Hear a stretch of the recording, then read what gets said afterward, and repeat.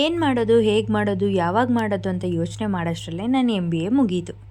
ಸುಮ್ಮನೆ ಕೂತಿದ್ದು ನನಗೆ ಕೈ ಹಿಡಿದಿದ್ದು ನಾನು ಯಾವತ್ತೋ ಒಂದು ದಿನ ಕಲ್ತಿದ್ದಂಥ ಈ ಒಂದು ವಿದ್ಯೆ. ಅದೇನು ಅಂದರೆ ಸೀರೆ ಕುಚ್ಕೊಟ್ಟೋದು, ಕ್ರೋಶ ಹಾಕೋದು.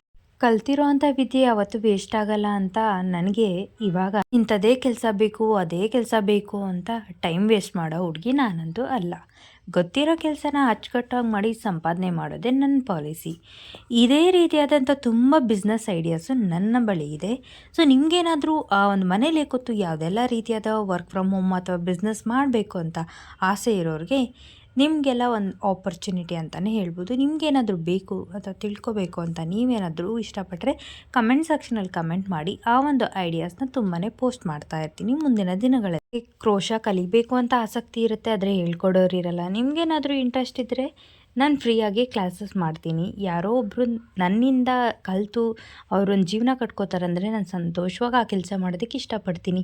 ಯಾರಾದರೂ ನಿಮಗೆ ಕಲಿಯೋ ಆಸಕ್ತಿ ಇದ್ದರೆ ಕಮೆಂಟ್ ಸೆಕ್ಷನಲ್ಲಿ ಕಮೆಂಟ್ ಮಾಡಿ ಆ್ಯಂಡ್ ನಾನು ಅವ್ರಿಗೆ ಹೆಲ್ಪ್ ಮಾಡೋದಕ್ಕೆ ನಾನು ಸೀರೆ ಡಿಸೈನ್ನ ನೋಡೋಕೆ ಬಂದಿರೋರಿಗೆ ಇನ್ನೂ ಡಿಸೈನ್ ಬೇಕು ಅಂತಂದರೆ ಕಮೆಂಟ್ ಸೆಕ್ಷನಲ್ಲಿ ಕಮೆಂಟ್ ಮಾಡಿ. ಅದಕ್ಕೂ ನೆಕ್ಸ್ಟ್ ವಿಡಿಯೋದಲ್ಲಿ ನಾನು ಏನು ಮಾಡ್ತೀನಿ ಪೋಸ್ಟ್ ಮಾಡ್ತೀನಿ ಇನ್ನಷ್ಟು ಮತ್ತಷ್ಟು ಡಿಸೈನ್ಸ್ಗಾಗಿ.